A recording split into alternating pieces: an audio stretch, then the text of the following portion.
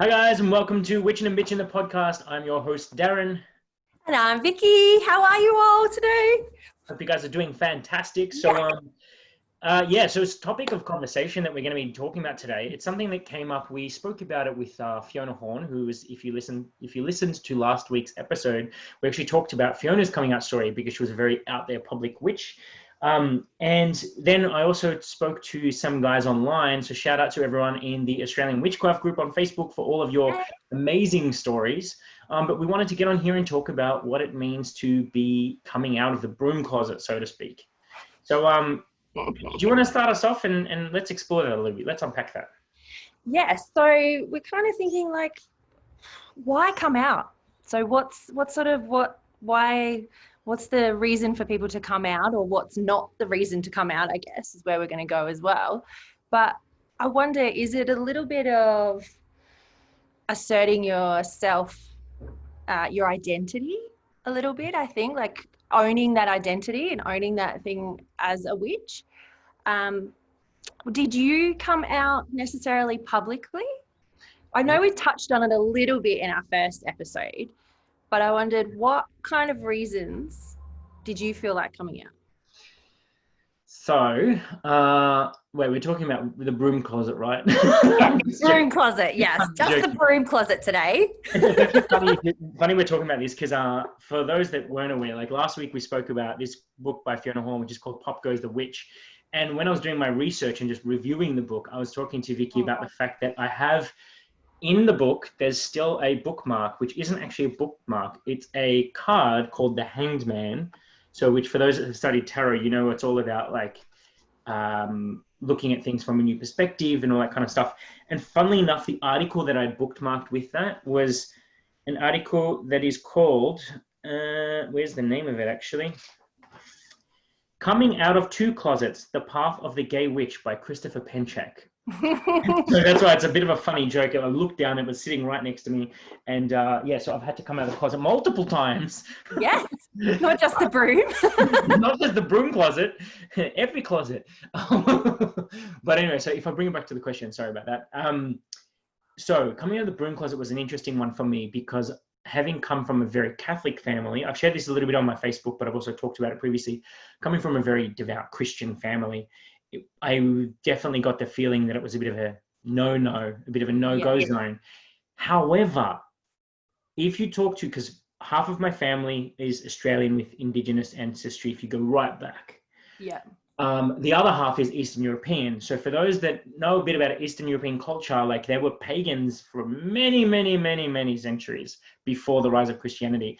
So if you look at the people in my family, my grandmother, who's a Pisces, this is important, which I'll explain later, and my uncle, who's also a Pisces, they both believe in, other things that aren't explainable by science. Yes. My grandma used to do little, what I would deem as folk magic. Yeah, she'd put a little bit woo-woo. Yeah, she'd put like brooms in funny places and she'd put certain herbs in her cooking, which doesn't necessarily add flavor or good flavor. It was just herbs that she'd put into her cooking. And she'd always do these little things and she'd always be chanting. Like she used to do embroidery and she'd sit there chanting to herself. Yeah. But I never knew what she was talking about. Like I didn't understand the words because I was very young. But anyway, so she's always been open to it. Whereas my grandfather, who I'm pretty sure was an Aquarius, and my mum, who's a Gemini, both air signs, highly critical, like logic, reason, people, all that kind of stuff. For them, they were like, nah, didn't want a bar of it. On the flip side, you had my dad, who's a devout Catholic, never took the cross off. Yeah. So for me, I always thought that coming out of the broom closet would be something that wouldn't be well received by them necessarily. Mm-hmm. I tested the waters with my uncle because he's into this stuff, and I would talk very casually to my grandma about it, and we'd use the Hungarian term for witch, which is boszorkány. I'm pretty sure that's the word, boszorkány. Or the Serbian word, which is vještica or veštica, which is refers to a witch. And we'd always talk in those terms, but Grandma would always just tell me these funny stories like, I'm going off topic, I realized. Let me reel it back in, guys. See, this is the thing. We love to talk in tangents because we could just talk for hours. You hours really and hours could. and hours and keep Keeping it going. to the coming out. Yes, Coming just out out of for the broom closet. So is it different, do you think? Because I know for a lot of, like you were mentioning in the Australian witchcraft group, when we were reading a lot of them posts, that there was, for some people, it was sort of, you were out with some people and maybe others not so much. So like you were dipping your toes in with your uncle, like with your family, because a lot of people said, yeah, my immediate family kind of knows. Some friends, that seemed to be a common theme. Is that kind of similar for you? Okay, so reining it into this specific question. So depending on the circle of friends that I was associating with would Yes. determine if I was out, or if I was out, how much I was out. Yes. Whether you just sticking my toe out versus jumping out of the closet saying, I'm here.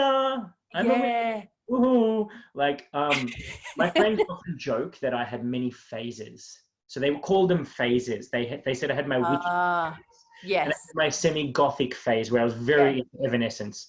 And so like all my Me friends, too. I'm pretty sure almost every witch was into Yeah, Evanescence. probably did, I think.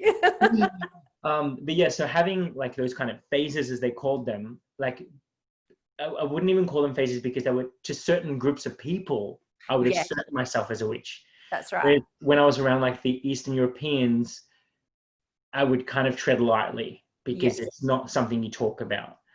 So it was kind of an interesting one. And even in the workplace, like some workplaces, I was very much like, I remember when I used to work in a call center, whenever Halloween came around, I would literally deck out my desk with like my cauldron, my tarot cards, everything. Everyone thought I was just buying Halloween decorations because it was Halloween. It's like, no, this But it was actually like real tools. yeah, that's it. Whereas other workplaces that I was in, like when I worked in for things like government, like and that's a no-no. I was very much in the broom closet then. And I think I've only really started to come back out again, like in a very public way, in the last, say, 12 months, because I have left the corporate world completely. I work for myself. I'm a business owner. And so I don't answer to anyone. I don't have to adhere to any kind of corporate like rules, or not that you can discriminate against someone based on their religious beliefs, but no, but it still can be uncomfortable. But it's a thing though, isn't it? Because I'm a bit the same. Like when you have that kind of corporate world, once I kind of left all of that, and now I'm doing yoga studios and things like that, even though I had a little bit of apprehension still about it, it's only now that it starts to come out when you move away from that kind of corporate government kind of world. So I guess there's kind of like two different areas depending on what you do. 100%. As to whether you come out or not. And it's like some people, even to this day, they only really know me as an out witch on Facebook. Yes. Because I post about everything. This podcast, I post about my tarot course, everything on Facebook.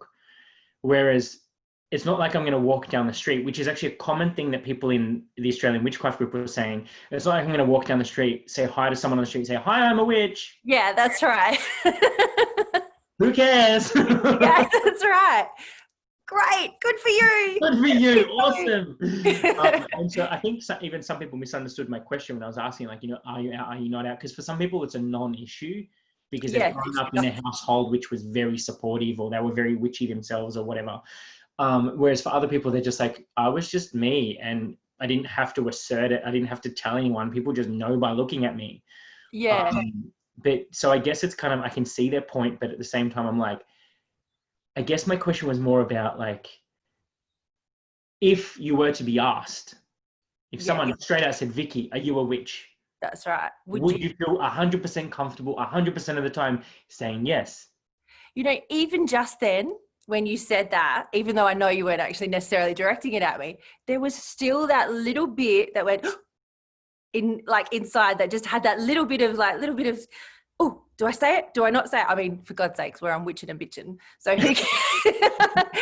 but it's like, sometimes I think it's a little bit of an ingrained kind of thing, because I used to say that was kind of my thing of why I'm not necessarily out everywhere, is that I would say, well, it's nobody else's business. I don't need to prove it to anybody or anything like that.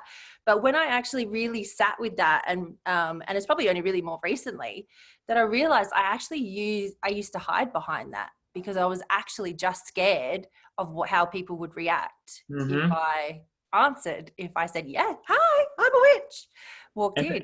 It's so funny you should say that, because like working, because my day job is obviously as a life coach and a health coach. Yes. And so many people, when I'm talking to them about, when people come and see a life coach, so a lot of people are like, oh, what is a life coach? Well, to me, a life coach is really just someone who helps you remove obstacles so you can be the best version of yourself that you can imagine. Because I believe that if you can imagine it, then you can create it. Yes. Right? It starts with imagination and leads to creation, which is the basis of all spells, the basis of every. If you can think it, you can create. It's literally just, for me, a life coach really just, I'm a witch, but with a life coach hat on. Yes, You know what I mean? Yeah, and that's what it is. And everyone always talks about, like, a lot of reason why people don't assert themselves is they have that fear of rejection, or that fear of ridicule, or that fear of, what are people going to think of me? And then it keeps them so closed off. And it's like, I'm not necessarily the poster boy for everyone should yell it from the rooftops. No, definitely not. There's definitely, from someone who is living a more out lifestyle, it's definitely very liberating to kind of just own yourself. Yeah. Like I'm running around to everyone and flaunting it in their faces, but No, now but you can literally just walk down the street in a top that has tarot life on it, and I don't second guess it. Or I can walk down the street with a big ass pentagram on me and not second guess it. Yeah. And it's about, I guess, there's something, because otherwise there is always this part of us that we do keep hidden, always.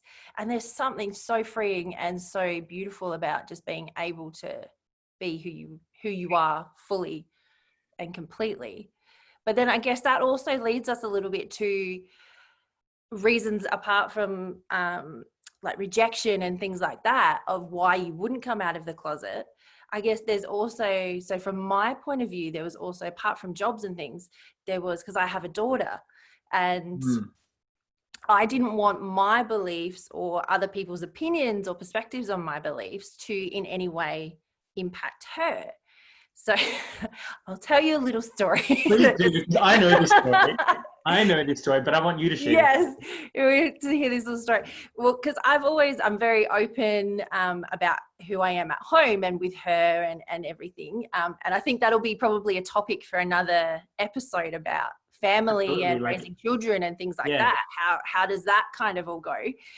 So I've always been very open, but she can always choose what she wants to do. So from very little, we have done healing chants and things like that when she's hurt herself.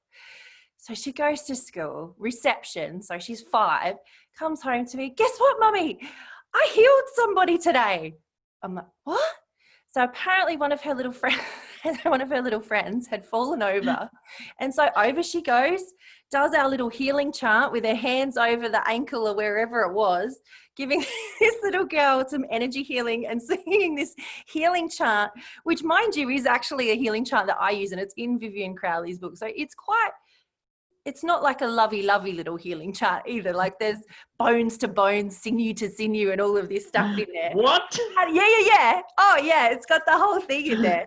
And I'm sitting there, I'm like, part of me, the witch part of me was going, yeah, well done, baby. But the mum part of me was like, oh my God, she's doing it. What are they going to say? What's going to happen? You have all these little 5-year-old, wait, how old is she? 5? No.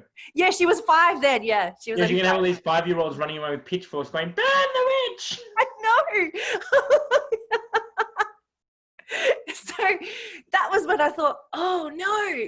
I started to have a little bit of a thought, really think about what my beliefs and things are, and we kind of talk about it. If I'm to probe on that a little bit, going there. So let's go there. Yeah, why not? So what is it that you're scared of? What do you think will happen to her if people know? I don't want her to lose friends or parents of her friends. That's really all it is that I'm just scared. I don't want her to lose friends or to be ridiculed or anything like that with it. Do you know, it's funny you should say this, because like I'm thinking of this just obviously because I've come out of multiple closets. Yeah, definitely. Just randomly spot it come to my head, because we're thinking the same thing of like when our kids grow up and we have to tell them, like when they go to school, that for some families to have 2 daddies is going to be weird. Yes. And so it's funny that I can overlay the witchy side of things as well as the gay side of things. Like I can almost see such a synergy between the two. And I guess if we even take it back to the root of all of that, like I can't wait for the day when people don't have to come out. Yeah, that's it. Like, it's a non-issue. That it's just we're all we've all got different things. Everybody's happy, and that's what it is. I think it all boils down to, I guess, whatever closet, whatever something that you're scared of to come out of, it all bases in fear of being persecuted and rejected, I guess. And yeah, so it's all very, very, very similar. And I guess now she just kind of does her own thing, and which we had a discussion about. I just sort of told her not everybody believes the same as us, and we don't want to push our beliefs on anybody else, just like we don't want anybody pushing them on us kind of thing. Yeah. So I said, maybe just be a little bit more careful. And then in the beautiful innocence of a 5-year-old, she's like, but she was hurt and I wanted to help her. And I'm like, you know what, baby, you just go do that. That's fine. It's actually funny what you just said, reminding me of two things. So first one of those, oh God, no, I hope I haven't forgotten it. Oh, I literally just went out of my head. I had it and then I let it go. Where did it go? There was one of them was about, no, one of them's gone. It's obviously not that important. But the second one of those points was exactly what you had just said, which is about the fact that it's, oh, no, I remember it now. Okay. The first one we're not going to dive into because we're going to leave that for a future episode. But it was basically, It's funny that all of us as witches, we have this hang up about the word witch. Yes. Because of the fact that, you know, for centuries we were persecuted, we were hung, we were burned, all these things happened to our people if you go back generationally. And I believe that as modern day witches that we carry some of that burden of the burning times. And, you know, because I'm a person who believes that, you know, you can serve multiple lifetimes on this planet. So I guarantee that all of us that call ourselves witches these days have been burnt at the stake spiritually at some point or another. Yeah. Because time is it's a human construct. Yeah, let's not go into that. We'll do that another time. But but that was the first thing I wanted to say. Like, we do have this generational or this, you know, you know what I mean? Yeah, it's like that lineage trauma kind of thing that's coming through, because it really is. Because when I think about, like I said, I touched on it in our first episode, that even when I was putting up about our podcast, I'm like, wow, that's actually the first time I've actually used the W word on my Facebook page. Wanker. Yeah. I was like, no, everybody knows that one. It's fine. Oh, by the way, to our North American listeners. Yes. Us Australians, we have potty mouth. Yes, we do. You will hear the word fuck and bitch and wanker and shit. You will hear them. We will try to hear those. We'll try to refrain from the other word, but anyway. Yes, we will keep that. But when you think, like, everybody I knew always kind of knew me as, I guess, as spiritual. I was into crystals, always into like new agey stuff and pagan or whatever. So it really isn't necessarily a shock, but it's just when you actually physically put that word on there, that label, it's like as if it suddenly changes everything. So it's funny you say that, because okay, I'll call it what it is. I saw an interview with Fiona Horn, and it was on Gaia. I love Gaia TV. So if anyone has Gaia TV, she's on there a lot. Anyway, so, well, not a lot, but there's a few episodes, different people have interviewed her. And when I saw this bag that she has, and it's literally just this little backpack, and it has the words witch in big silver letters that, like, you know, on whatever. So I'm like, I want that bag. And so I found it, and it's on the way. I found someone who was selling one. She said she'd use it 4 times.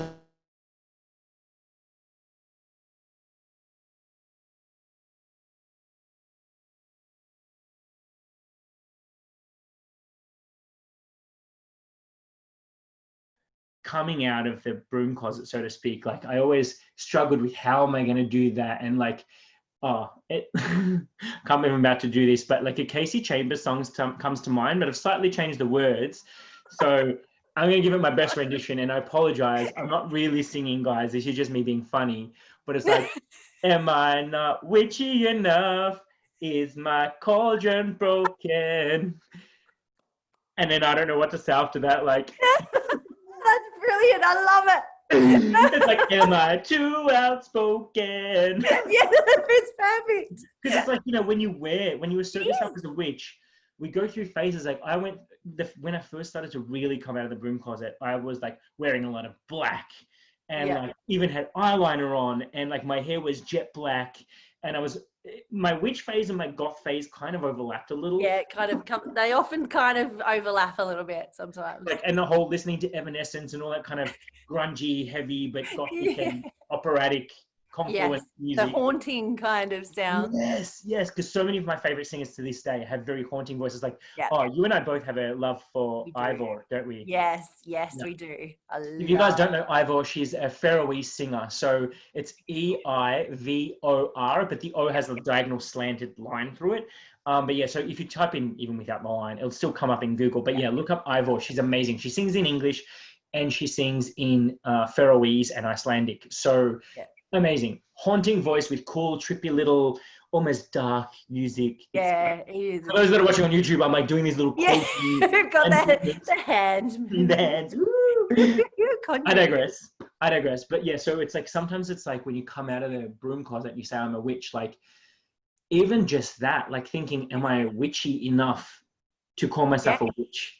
Because for years I would never cast a spell and I would never cast a circle and all this because I thought I don't know enough. I can't call myself a witch yet because I haven't learned enough. I haven't read enough books. I haven't done enough spells. I haven't, you know what I mean? And then it's always, I haven't done enough. It's always never enough. And if we really sit back and unpack it, it's never, ever enough. No, it'll never be enough. It'll never be enough. Yeah. But so it's because being a witch isn't something that you have to tick a certain number of boxes to submit your application and get a stamp of approval from the Witches Council. That's right. Like you either are or you're not. That's it. And even I guess we could, I mean, I don't want to go down this road because that's a whole nother topic we could bring up. Like even like what we call a witch, other people call other things. That's right. That's like, exactly it. Some people just call themselves like New Age spiritualists. Other people say like, I don't know, I'm trying to think spiritual practitioner. I mean, there's even just people who say psychics or mediums or things like that call themselves those. I mean, under a lot of definitions of witch, that is a witch. So, I mean, it really does boil down to the individual person. And I think I struggled with that for a long time as well when I came out of our coven, because then I was sort of like, am I a witch anymore? Because I was kind of interested in shamanism and I was interested in other kind of avenues now. And I'm like, oh, is what I do witchy enough? Or am I witchy enough? Am I even to go on group. That's all I'm going to be singing now every time it comes to my mind. My God. Okay, here's a challenge to all our listeners. I want to see your best, I don't know, what, TikTok? Is that what the kids are doing these days? Of your rendition of Am I Not Pretty Enough by Casey Chambers, but change the words to something witchy. Yeah. Yes, please. Let's do that. I'm just kidding. But what is it? We can start our own hashtag. Am I not witchy enough? Well, even okay. So this is a topic of conversation we're gonna have to bring up another day as well, because I don't want us to keep going off on tangents. But even the word witchy, I know that the word witchy can actually trigger a lot of witches. Correct. Because they think that, you know, it's like, ooh, it's something witchy, like, you know, whereas, and so I know I've had some people in the community that have not vilified me, but they just got triggered, I'll say, using a coaching term, they got triggered by the word witchy, because for the same reason that you wouldn't call someone Christian-y or Buddhist-y. And I'm like, but I'm not describing you as being witchy. I'm saying the things are witchy, but you are a witch. Like, I differentiate the two. But that's what it is. There is even just within the community as well, not just external people worrying about whether we're going to be rejected that way. I think sometimes it's also a fear of them being rejected within the actual community or the people that you're trying to looking for that belonging. 100%. Well, because that's exactly what it is. Like when we were unpacking it off air before, like we were even talking about the fact that, you know, there is that asserting your identity and all that kind of stuff. And then there's that hang up about the label, like, because some people don't like the word witch because it's been vilified by Hollywood. And, you know, everyone, when you say witch, people think of like a haggard woman with a big nose with warts all over her face, stealing children and, you know, chucking them in the oven, the gingerbread house, all right, of those sorts of things. And I mean, you think about fairy tales, like they're always the baddies in the fairy tales. Wow. I mean, we could go down a whole tangent of patriarchal society and its vilification of any goddess. Where that all kind of came from. Yeah, but that's a whole nother topic of conversation. A whole other topic. But like, I guess in the end of the day, like, we're all just looking for that sense of belonging. So I know some witches, actually some people who are going to be guest appearing on our show in the future, like Tommy Starchild and also David Shorey. So they wear many labels. They have many hats that they wear, because for them, there's so much synergy between a druid and a Fey initiate and a brotherhood of the unknown path, or unnamed path, sorry, and a witch and a healer and a shaman. Like, to them, they're all synonyms. Yep. Whereas to some people, they're very different things. And people like to say, well, no, you're either a witch or a shaman. Well, who says? Because, I mean, one of my favorite authors, Christopher Penchak, wrote an entire book on the temple of shamanic witchcraft. Yeah. Because there's an overlay between them. That's it. And that's the thing, when you go back, I know we're going a little bit, but like when you go back through all of through history and through cultural things, like there's similarities between everything, but it's just a different name that was given in a different region or a different area. And a lot of the practices are actually very similar. Yeah. Like for me, all of them boil down to, we are people that practice a tradition based on nature, not worship, but we praise and honor, I guess. Honor or hold nature as sacred. Yeah, we hold nature as sacred, and we honor it through our practice by acknowledging the seasons and the moon cycles and the planets and all of that kind of stuff. But in the end of the day, we're all one and the same, and we're one huge community. And that's why it's so interesting that, like, I've even seen, because since doing this podcast, I've thought, oh my God, when I first came out of the closet, there was no such thing as Facebook. No. So now that there is, like, there's all these like hashtags and there's all these groups that you can go into on Facebook, and I've joined so many of them. And that's why I shouted out before to Australian Witchcraft, which is one of the groups I joined. But even with that, it's like, I almost feel like I have to not prove myself, but in a sense I do. I was about to say, I think it really is. You kind of feel like you have to prove. It's like, oh, I've been a witch for 20 years. And then, like, that's why I did a little intro video. So I you know, I got so many people like commenting on it and stuff, because I thought, I'm going to do things my way. I'm not going to do a little post and make people read. People read enough during the day. So I did a little intro video saying who I was, like, you know, what I do, and all that kind of stuff. And just saying, like, this is me just being me. Hopefully it resonates. And the amount of people saying, oh my God, I really love your energy, this, that, the other. I'm not putting tickets on myself. I'm just paraphrasing what they said. Sure. But it's like, it was that, even though I put it out there, not looking for that acceptance, but when I got it, it felt so nice. Yeah. Like, just finally get that recognition or acceptance from this big community, and it spans across, you know, the whole globe. Like, one of the groups, I mean, I can't remember what it's called now. It's got a very long title, but it's basically all psychics, healers, witches, from the whole globe. Yeah. And even them, like, I've had all these Facebook friend requests and stuff coming through, and it's like that. Like, now I'm like, geez, if only I would have come out of the closet and being a public witch sooner. Yeah. Because at the end of the day, we're just looking to fit in. I know, that's it. And I mean, I know is like some of the definitions, some of the technical definitions of a witch is somebody who is on the fringe of society or not a part of the flock. But like you said, though, we are still human, and we are all looking for that, searching for that belonging, or longing to find your tribe, or, for want of a better word, I know that's a very trendy thing to say. Find your tribe, yeah, but find your tribe. Let's use it. It's useful. I mean, it's a little bit of a basic witch term, if you ask me. It is. And when I say basic witch, I mean basic bitch, but I'm just joking. Yes, that's right. I actually like that. Like, now I've started a little trend where if I call it out to myself. I'm like, I'm being such a, like, when I do a hashtag blessed, I'm like, I'm such a basic witch. Because I'm like, hashtag blessed, and I'm joking. You use the phrase hashtag blessed, I'm not taking a piss. I'm joking. No. I'm putting that joke on myself, because us as Australians, we like to, you laugh at yourself first. Yes. Always. Yeah. That's it. But it's actually funny you say that, because, like, I know that we talk about the witchy, the woo-woo, the weird, and the wonderful. One of the, whilst she's not technically classed as a woo-woo writer, but to many spiritualists and New Age people, like Brene Brown is one of the people leading and pioneering, like, because she comes from a research background. So she's a researcher, and she talks about, like, forgiveness and courage and belonging. And she said that that's the fundamental thing that us as humans want the most, is to belong. Yeah. And then that's why we kind of transform ourselves. And even Fiona mentioned that on last week's episode, where she talks about that us as witches, it's in her definition, and I don't remember the exact words, but I'll paraphrase. It was something along the lines of, a witch is someone who goes through and they transform themselves. Like, it's like this kind of going through like multiple stages of transformation. You keep transforming yourself and rising from the ashes and Like it's this continuum of transformation and change, but then you help that transformation and change reach the world around you. Yeah. Ripple, right? Ripple of it. Yeah. No, that's what she was saying. And willing, instead of asserting our will, it's willing, so that we're kind of extending that out to the world. Yeah. As well. It's actually, so one other thing I wanted to touch on today, and we won't go too deep into the topic because we don't want to waffle on forever, because we could. We really could.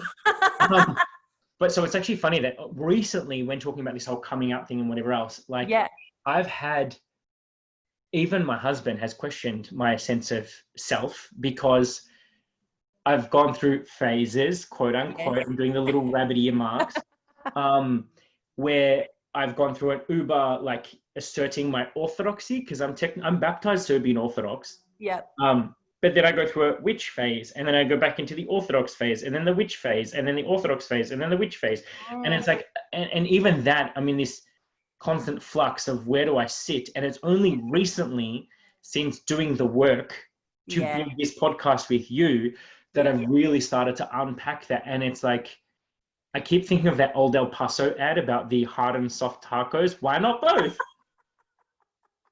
You've got that image in your head now, don't you? All of our listeners, if you Google, go to YouTube and then look up, I say if you search for, why not both, old El Paso, you'll see there's a little girl and they're talking about they're debating hard shells and soft shells. And they're like, we want hard shells, no soft shells, no hard shells, no, why not both? And that's exactly. Why not both? And if you look, for those watching on YouTube, so I've got on my necklace, I'm wearing a triquetra, which is the triplicity of the goddess in many ways. But it's also, funnily enough, the triquetra is also the Father, Son, and the Holy Ghost. If you look up Celtic practices, there's the Om. I've got my black tourmaline for protection, and then on the other necklace, which is underneath my t-shirt, I have my Serbian coat of arms, because that's it's a symbol of orthodoxy in many ways, and then my cross. So I still, even as a witch, I still wear a cross. And you want to know the funniest thing? So my cross is gold, because gold is more associated with the god, and my triquetra is silver, because it's the goddess. So for many years I struggled. I'm like, does that mean I can't wear my cross ever again? But it's like, no, I just see that as that's my God, masculine, divine masculine energy.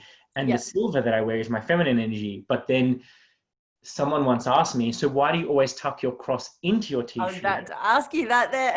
Because I literally, Vicky's watching me on video, tucking it into my t-shirt. And I guess for me, it's, oh God, now I'm going to unpack this live on air. Okay, why do I tuck it in? I guess for me, it's like, I'm asserting myself to the world as being someone who, I practice in the feminine. Like, I mean, I'm gay, but not all gays are feminine, but I do assert my divine feminine in many ways. Like I teach belly dance, and, I'm very much an effeminate guy. And I don't believe in like that we should have to conform to gender norms, all that stuff. No, that's a whole nother topic. Yeah. I'm asserting the fact that, goddess worship, and I assert myself as a witch and all that kind of stuff.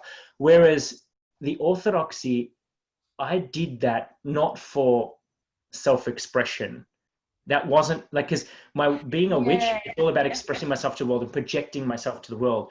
But when I converted to orthodoxy, that was something that was very personal to me and very sacred to me. And we could do a whole episode just on that journey. But so I kind of keep that to my heart. So I wear that under my clothing, and I keep to me. That's mine. Yeah, that's yours. Because like when I go to, even when because I still go to church for certain specific events, and like that's a personal thing. No one else in my family is Orthodox. Yeah. So that's my personal journey. But then also no one else in my family is a witch. I was just about to say, so how do you, I was going to say reconcile the two, because I mean, technically nobody else is a witch either. So that is a personal journey too. I almost think that could be an entire episode. Yeah, I think we've just opened a new episode we could. Well, we could, because there's actually a lot of people, like even just when I did that post in the Australian Witchcraft group about, and yes, I've plugged them multiple times. So if you're not a member and you're from Australia and you're a witch, go have Australian Witchcraft on Facebook, they're a great tribe, community, whatever you want to call them.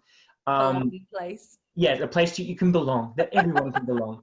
But yeah, so even in there, like a lot of people in there were talking up. There were people who would say, I came from a Christian background or a Catholic background or whatever, and therefore I couldn't come out. And there are others that said, I have a very Catholic family, but they all knew that I was the black sheep in the family.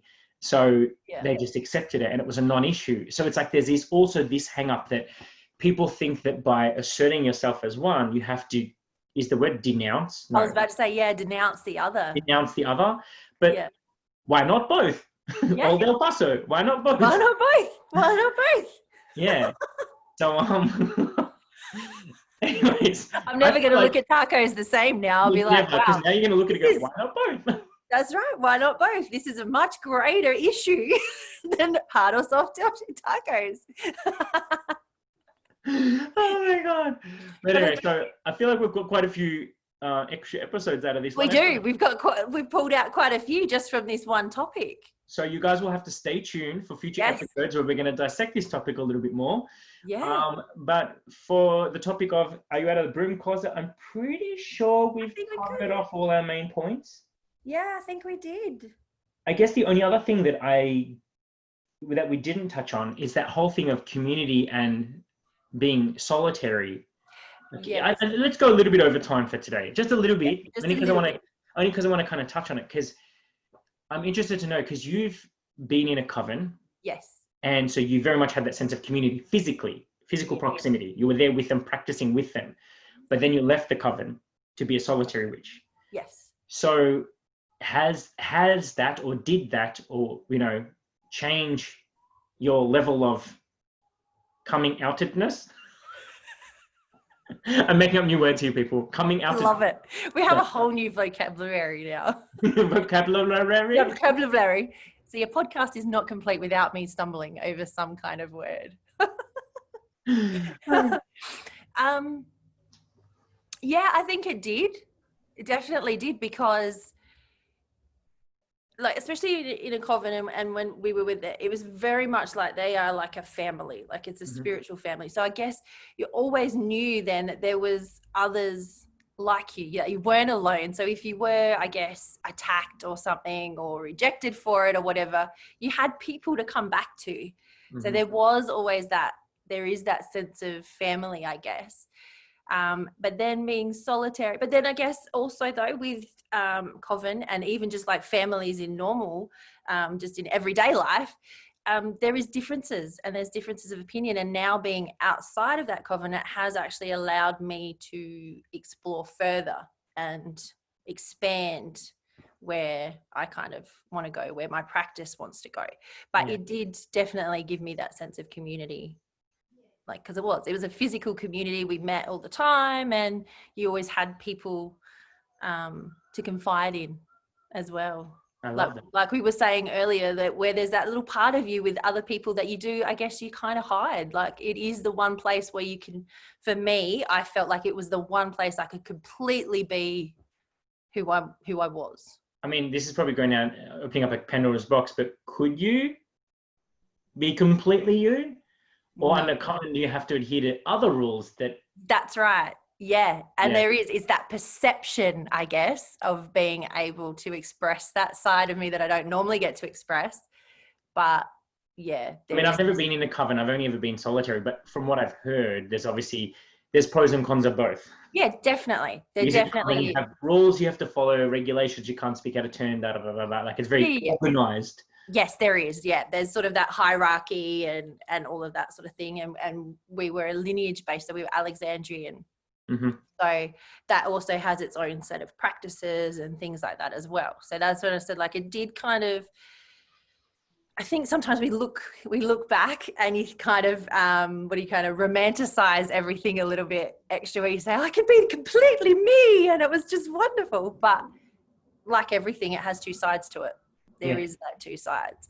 So, but no, it was nice to have that community. So that is something I did really miss when I was solitary. And then like even just us now, we're catching up, we're doing this all the time and things like that. That has given me that sense of community where I'm not completely on my own. And I hadn't realized in between that I had really missed that. Yeah.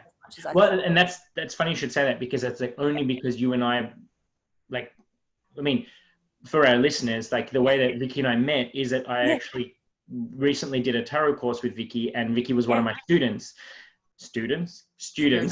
I'm one of your Students. You're one of my students. Now I've gone like all American. Anyway, so Vicky was one of my students in my tarot course, and then after she graduated, it's funny that we both had separate readings done by people, and both of us, they talked about, I don't remember the combination of cards, but it was all about expressing your voice and about, and the person who did a reading for you, shout out to Stacey if you're listening. Yes. Well, you do listen. Stacey did a reading for you, Vicky, and she said, I can see you on like a podcast or something. And that was unbeknownst to me. Yeah. And then I just randomly messaged you saying, hey, I was thinking of doing this podcast. And you're like, oh my God, that was really cool. And then you kind of shared that thing about what Stacey said. I'm like, hey, why don't we do it together? Yeah, let's do it. That's literally where this came from. Yeah, and like it was so far off my radar too. Like not anything I was even thinking of. No, definitely not. And either was I. Literally just a spur of the moment thing that came up. And I'm like, you know what? Let's do a podcast. Let's do it. Because we wanted to give like our community a voice, but in a different way. Like, I mean, not saying that we're that different to other podcasts, but I think I definitely think that the way that we're approaching this, like I want us to be able to be that voice that says, hey, there's more than one way to be a witch. Exactly. Yeah, it definitely is. Yeah, and definitely with like, when we look at the upcoming episodes that we have into our future, we're going to be covering all kinds of stuff, people. Like, yes, we're going to give you the witchy stuff, meaning like, talking about the cycles of the moon and, the various different sabbats and espets and all of that. But then we're also going to cover things like, we're talking about past life regressions, past life meditations. We're going to be talking about, what else have we got on here? We've got some guest speakers that are coming in to talk about chakras and how to create like modern day talismans. Like we've got one of our guests that we're interviewing next week, but that episode you'll have to wait a little bit for. You have to wait a little bit, but we're interviewing her next week. And she's created a whole series of like jewelry that is like modern day talismans that you can wear so you can express yourself in a very subtle way. That's right. Because you're wearing a talisman, but it doesn't have to be this big gothic looking pentagram that takes up your entire chest. Not dissing anyone that wears those. No, that's right. For some people, that's too much for them. That's too out. And I was going to say, for me, even still now, that's possibly like a big giant one is probably still a little bit too much. I've got to dip my toes. But then we're also going to be covering other things. Like we've got an episode that we're going to be recording about like angel numbers and omens and signs. And how spirit contacts you in many different ways. So watch this space, people, because we are covering everything on this podcast. So Vicky, how can they get in contact with us? The usual way, which is WAB the podcast. WAB. WAB the podcast. Every time we say WAB, I think of like Bugs Bunny. It's WAB. I know it is. It's like WAB it. WAB it. WAB the podcast on Facebook, Witchin and Bitchin on Instagram. We're live on Anchor with our podcast. You can also contact us by email, which is wab.thepodcast@gmail.com. wab.the.podcast. I think you need to do this next time. Okay. But yeah, guys, I'll be popping all of the links. I just like to put Vicky through that. He likes to do it. Likes to all the links. I'll put them in the actual podcast itself. So you'll be able to find us. We're on all of the major podcast networks, including Paranormal Podcasts. Yes. So check us out, and we will see you guys next week. Yay! Bye. Have a great week. Ciao, ciao.